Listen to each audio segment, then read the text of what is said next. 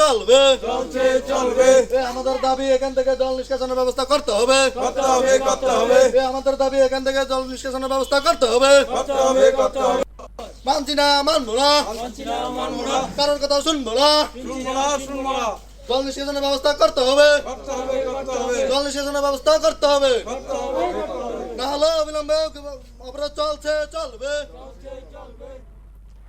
শান্তিরবাজার কুশারঘাট এলাকার রাস্তা অল্প বৃষ্টিতেই জলমগ্ন হয়ে পড়ছে এবং ফলে বৃষ্টিতে জলমগ্ন হয়ে পড়ার ফলে বাইখোড়া থেকে মুহুরীপুর যাতায়াতের জন্য যান চালকদের অসুবিধার সম্মুখীন হতে হচ্ছে। কারণ বাইখোড়া থেকে মুহুরীপুর যাতায়াত করেন যান চালকরা এই রাস্তা ধরেই, ফলে এই রাস্তা সামান্য বৃষ্টিতে যখন জলমগ্ন হয়ে পড়ছে তখন নিত্যযাত্রীদের প্রচণ্ড বেগ পেতে হচ্ছে।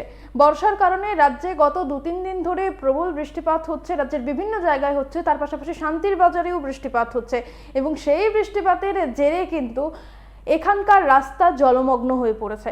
গাড়ি ঘোড়া নিয়ে চলাচল করতে পারছেন না লোকজন, প্রচণ্ড অসুবিধার সম্মুখীন হচ্ছেন। আপনাদের সামনে সেই চিত্র আমরা তুলে ধরছি।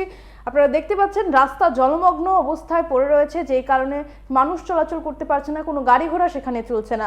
তাই বাধ্য হয়ে এই সমস্যা থেকে নিস্তার পেতে মঙ্গলবার সকাল থেকে বাইখোড়া থেকে মুহুরীপুর যাতায়াতের রাস্তায় অবরোধে বসেন যান চালক ও স্থানীয় লোকজনেরা। তাদের দাবি অবিলম্বে এই রাস্তার জল নিষ্কাশন ব্যবস্থার সংস্কার সাধন করতে হবে, যাতে করে সাধারণ মানুষের দুর্ভোগ কিছুটা হলেও কমে। অবরোধের মাধ্যমে তারা নিজেদের ক্ষোভ উগরে দেন এবং তারা জানান যে তাদের যে সমস্যার সম্মুখীন হতে হচ্ছে সেই সমস্যা থেকে তাদেরকে যদি পরিত্রাণ না পাইয়ে দেওয়া হয় তাহলে তারা এই অবরোধ চালিয়ে যাবেন, এমনটাই কিন্তু ক্ষোভ প্রকাশ করেছেন গ্রামবাসীরা এবং যান চালকরা। আমরা শুনবো ঠিক কি জানাচ্ছেন তারা।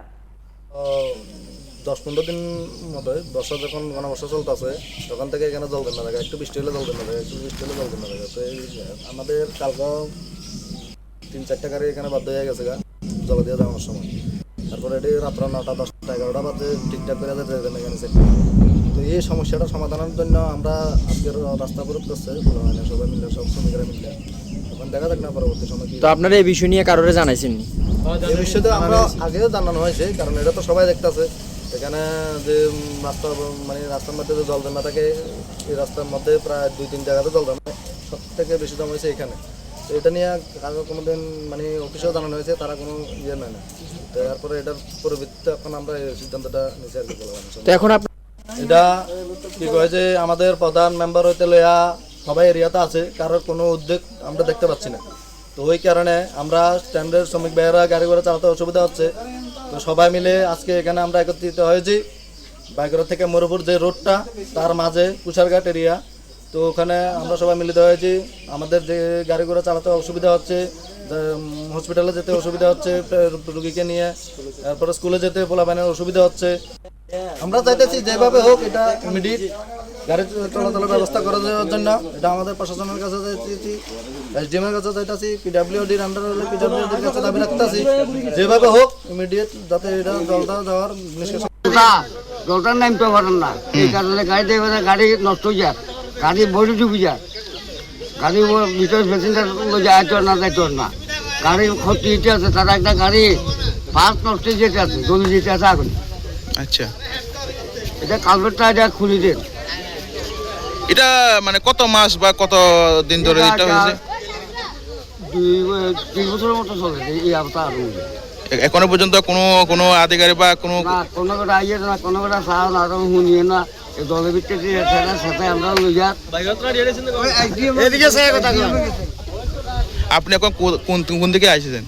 আমি এখন বাগের, আমি মাছের ব্যবসা করি বাগেরা। আচ্ছা, আমার বাড়ি এখানে কুটাতে স্কুল লগে। আচ্ছা, সেটা কিন্তু আজকে না, অনেকদিন ধরে। আচ্ছা, তারপরে আজকে অটো চালকরা আমি মনে করি একটা শুভ উদ্যোগে নিয়েছে তারা জনগণের সুবিধার্থে, যাতে আমরা চলাচল করতে পারি। এটা মানে যখন বৃষ্টি আসে পুরো ব্লকেজ হয়ে যায় রুটটা, এটা মুক্তির জন্য তারা যে অবরোধে গিয়েছে ভালোই হয়েছে। সকাল থেকেই তো দেখছেন আপনার এখন জল আছে। এখন লাস্ট পর্যন্ত পিএস থেকে লোক এসেছে, এনএসএফ থেকে লোক এসেছে। একটা আমাদের এলাকাবাসী সবাই মিলে একটা আমরা সিদ্ধান্ত নিয়েছি যে রাস্তার সাইড দিয়ে যে নয়নজুড়ি জায়গা আছে এখানে একটা ড্রেন করে দেওয়া হোক, ড্রেন করে জলগুলো আমাদের সরকারি জায়গা দিয়ে করবে। কিন্তু সমস্যা হচ্ছে একটাই, আশেপাশে তো বাড়ি আছে, আমাদের পাইপ লাগবে।